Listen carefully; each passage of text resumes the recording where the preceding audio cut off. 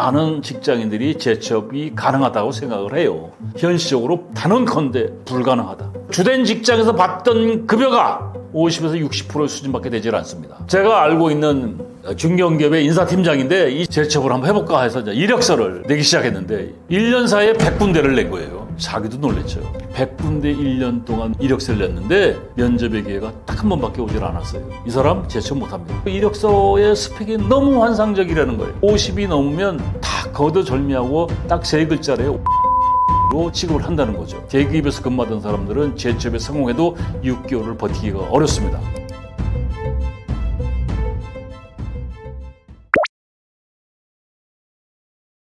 준비 없는 퇴직자의 현실, 심정은 어떻겠습니까? 퇴직자들이 경험할 수밖에 없는 현실.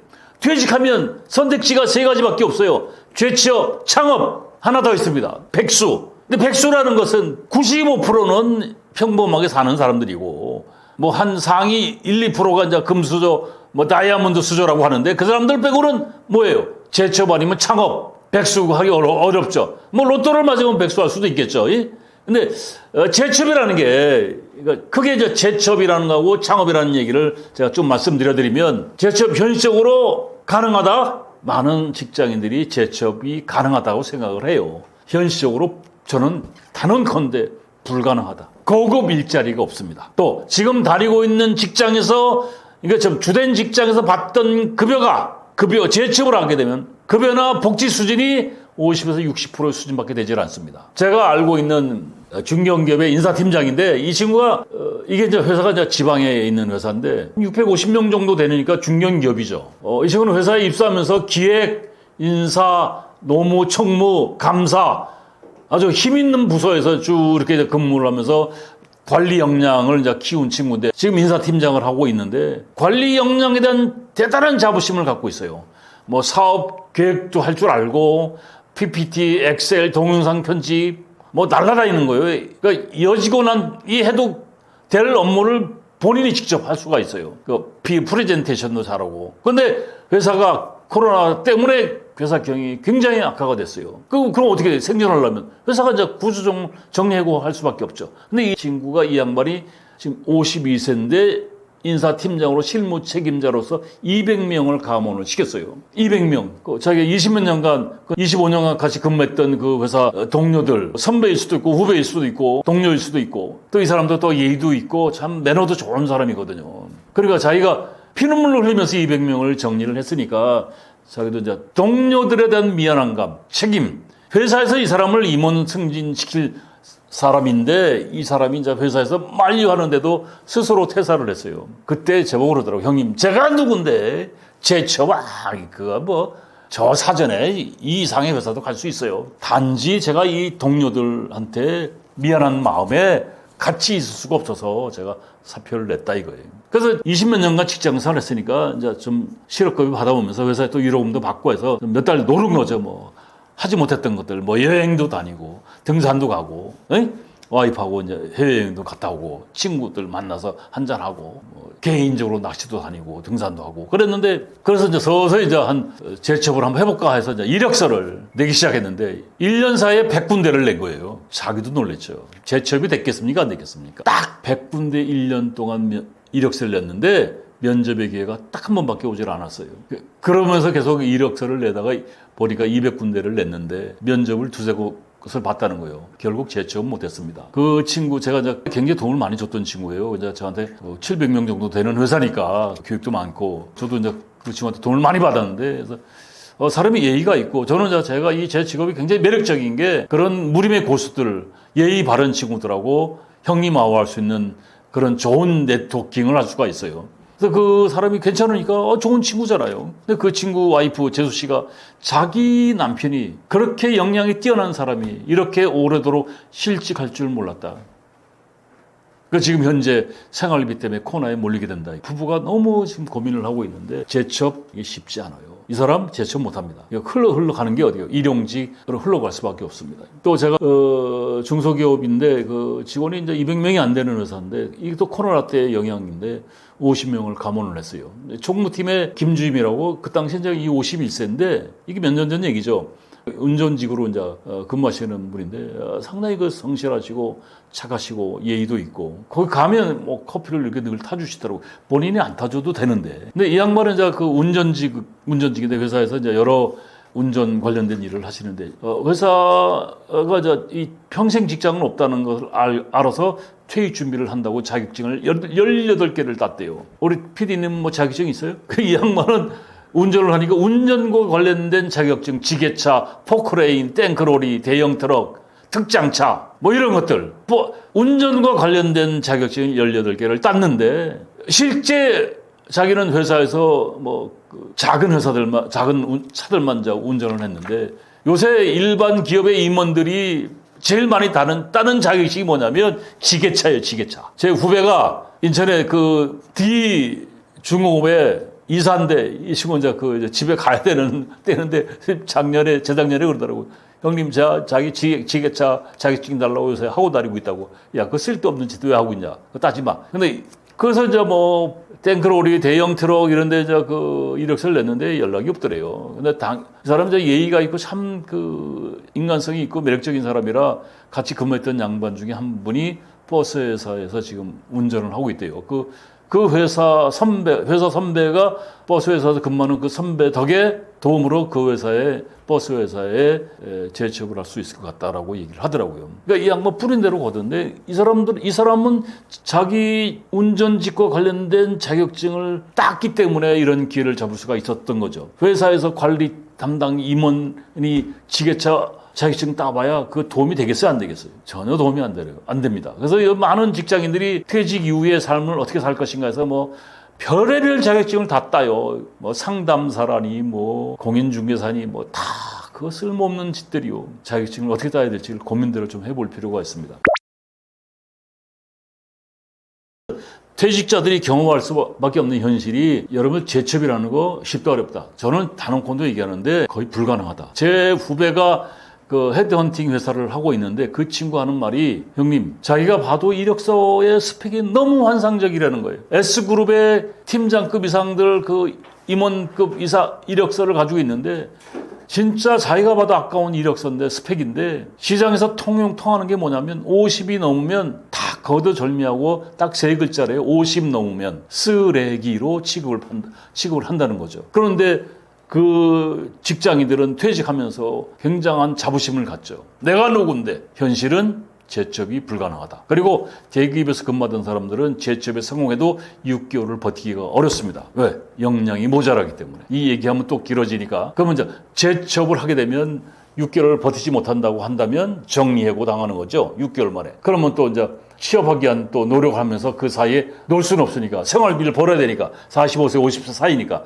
일용직, 잡급직, 노가다 이런 거 하다가 재취업 기회를 잡았다. 그럼 또 6개월 못 버티고 정리하고 결국 생활비가 모자랄 수밖에 없죠. 왜? 45세, 50세 나이는 인생에서 가장 생활비가 굉장히 많이 들어가는 타임이거든요. 그러니까 재취업 정리하고 일용직, 재취업 정리하고 이런 프로세스를 흘러다니다가 결과적으로 뭐예요? 주된 직장에서 받던 급여의 60%도 못 받는단 말이에요. 못 본단 말이죠. 생활비 감당이 안 되게 되면 울며 겨자 먹기로 어떻게 되겠어요? 어쩔 수 없이 창업에 몰리게 된다는 얘기죠.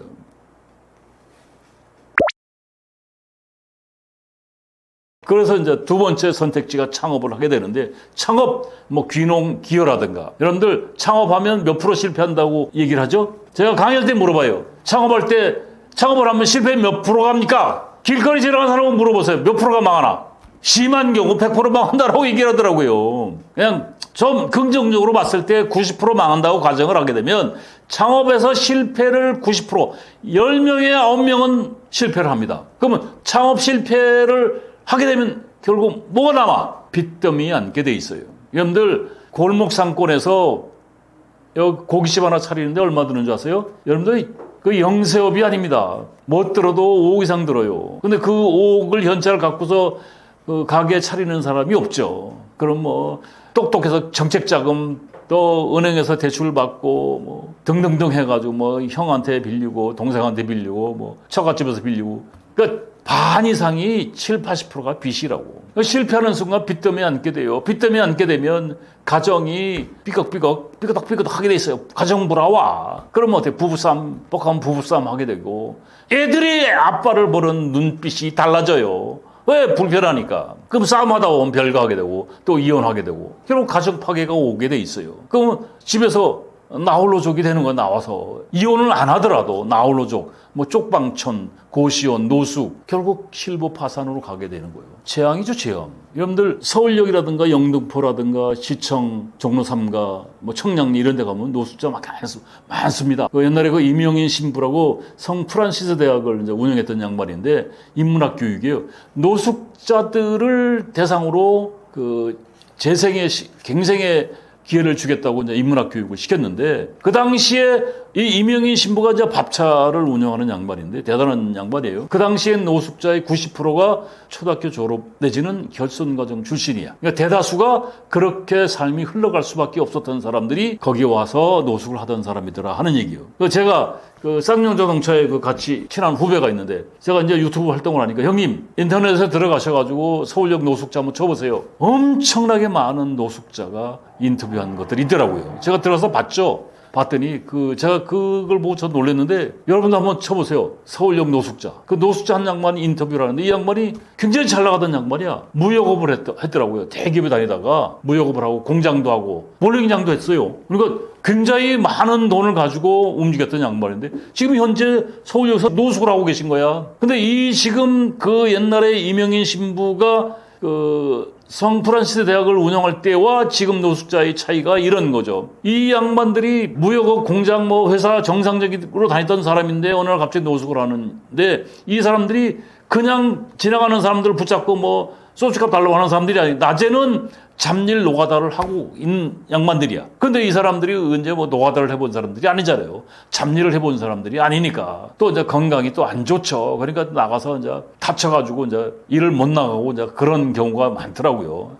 이 양반도 20일째 깡소주만 마시고 있는 거예요. 식사도 안 하고. 근데 이 사람이 초월한 사람인데 인터뷰를 하는데 아이고. PD님, 내가 20일째 깡소주를 먹고 있는데 소주 식사도 안 하고 그래도 안 죽어요. 남의 얘기하듯 하더라고. 근데 지금 현재인 노숙자의 50%가 창업을 해서 빚더미에 앉아가지고 가정 파괴해서 노숙으로 흘러온 사람들이라고 하더라고요. 여러분들 이게 상상이나 되는 일입니까? 저도 몰랐던 얘기인데. 그러니까 술과 친구하는 거예요. 제가 서울 메트로, 지금 서울교통공사라고 하는데 서울 메트로의 신인 부장들을 3일짜리 강의를 몇 년을 했어요. 그때 종로 3가 역장이 저한테 그 얘기를 하더라고요.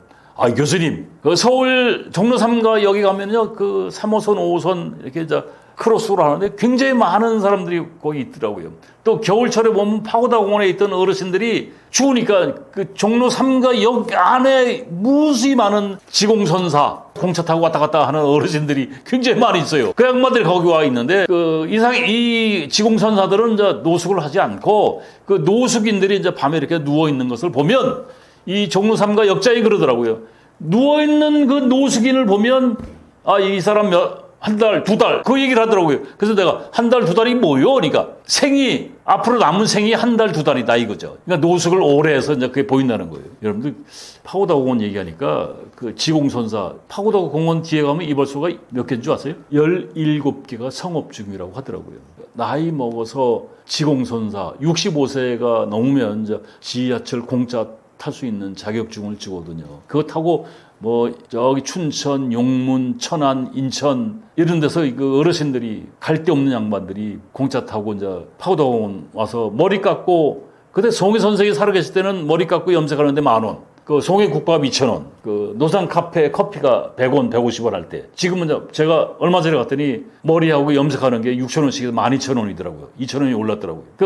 늦은 봄이라든가 여름 겨울 안철에는 파고다공원에 가면 지공선사들이 노상 카페에서 커피 뽑아가지고 와서 거기서 갑론을박 하는데 정말 대단한 학식을 가지고 계시는데 대단하더라고요. 근데 그 양반들 5시 되면 딱 돌아가셔요. 왜 그런 줄 아세요? 5시에 왜 돌아가시는 줄 아십니까? 직장인들 퇴근할 타임에 피해를 안 준다고 미리 가는 거예요. 근데 돌아가는 모습이 저는 그렇게 들리더라고요. 나도 일하고 싶다. 단지 나이 먹었다는 것 때문에 불러주지 않는다는 거죠. 여기 피눈물 나는 얘기요. 그걸 너무 모르더라고요. 안타까운 게 지금 이 말씀드리는 이야기는 퇴직을 앞둔 40대 중반, 50대 이 사람들, 이분들보다 이 30대의 사람들이 제 얘기를 들어야 돼요. 이게 경력 관리에 대한 얘기입니다. 커리어 디벨롭먼트 프로그램. 경력은 여러분이 만들어 가셔야 돼요. 어디에서? 여러분이 다니고 있는 회사에서. 여러분이 다니고 있는 회사를 위해서 다니는 것이 아니고 나를 위해서 다니는 거거든요. 그럼 그 회사에서 여러분이 비전을 여러분이 만들어 가셔야 돼. 그래서 여러분들 회사를 사랑하고 회사에서 여러분들 역량을 키우셔야 됩니다. 제가 퇴직자들이 울고 있다. 이게 이제 제가 이번에 책을 출판했는데 원래 제가 제목을 살아온 기적이 살아갈 기적이 된다라는 이제 제목으로 쓰려고 했었는데 이것도 뭐 저작권에 뭐 영향이 또 있다고 그러더라고요. 살아온 기적. 그러니까 살아낸 삶의 역경이 살아갈 역량이 되는 거예요. 무슨 말인지 이해되시죠? 그래서 여러분들 저는 이게 지금 여러 가지 활동을 하고 있는데 오프라인에서 토크쇼를 하면 좋겠어요. 퇴직, 생애 설계, 경력 관리, 직장에서 어떻게 살아가야 하는지 이런 것들을 그냥 프리토킹 하면서 이렇게 같이 얘기를 하면 좋을 것 같아요. 그래서 하여튼 여러분들 중요한 건 여러분 인생은 여러분이 책임지고 가야 된다는 거. 그럼 멋있는 인생을 만들어 가시려면 여러분이 다니고 있는 회사에서 여러분 스스로가 비전을 창출하셔야 됩니다. 친구도 많이 사귀시고 회사에서 공부도 많이 하시고 또 회사에서 또 대인관계를 많이 잘 만들어내시면 세상은 살만한 가치가 있습니다. 설레임이 있을 수가 있습니다. 고맙습니다.